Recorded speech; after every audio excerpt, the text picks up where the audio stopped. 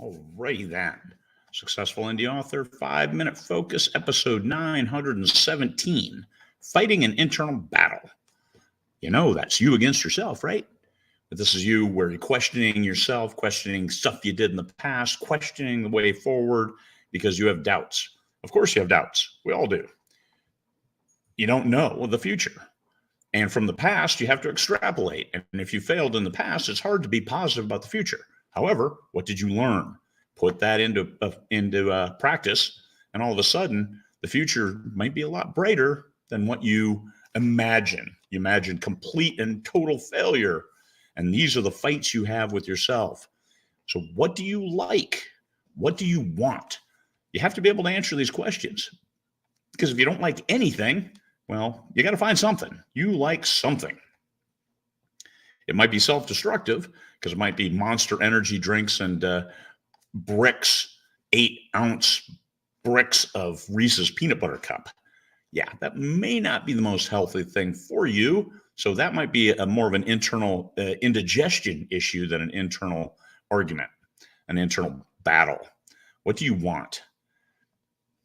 Everybody wants to sit on the beach drinking Mai Tais and being wealthy and having people wait on them. Well, okay, reality. What do you really want? You want to be free of this. Do you want to be able to do more of that? Find something small and embrace it. Do what you need to do to achieve it. And then find the next thing. What do you want? If you don't go after it, you're not going to get it. Is it the devil on one shoulder and the angel on the other competing for your time? Do it. Don't do it. Oh my God. Somewhere in between is a lot more, something that you'll find a lot more palatable. So don't let the devil and the angel drag you around because they're arguing. And once again, come back to that's you. It's your doubts, your hopes, your dreams, your failures, all put into practice inside your mind, fighting for space, fighting for time, brain time. It's like compute time you have on a computer, but brain time. Don't give it. Whatever you give it the most, that's what you're going to get. So if pessimism far outweighs your optimism, then you're going to have a hard time looking positively toward the future. Win the fight against yourself. Learn from those failures, learn from the past. Don't do it if you don't like it. If you don't like yourself when you drink, don't drink. I know it sounds easy, but it's hard. And that's another battle that you have to win. If you don't like yourself when you do this, don't do that. Do what you like. Do what you want.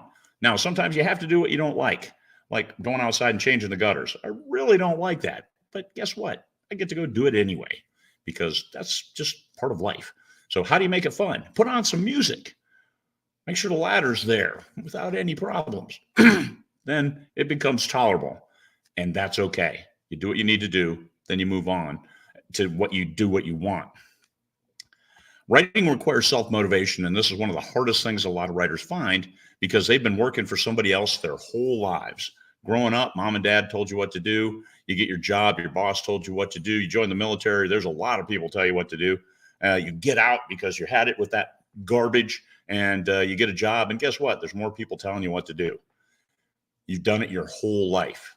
You buy a house, HOA, the homeowners association, telling you what to do. Your whole life, people have been telling you what to do.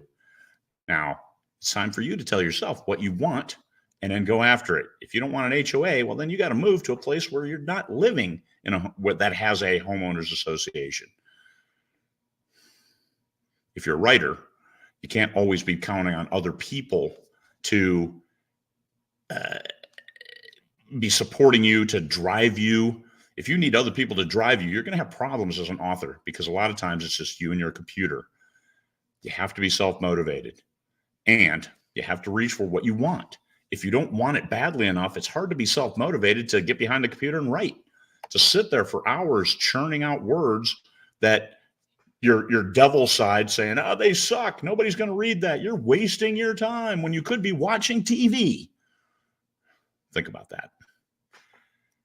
Pessimists are never disappointed, but are they happy? I'd rather be disappointed on occasion and happy than always be pessimistic, thinking that everything is going to fail. We can't do that. nurture that spark as a self-motivated person, nurture that spark and let it bring light into the dark places. Little poetic license, because that's what it takes. You want to be happy. You want to win that internal battle. You have to let the optimism win the argument with the pessimist. You have to let the angel win the argument.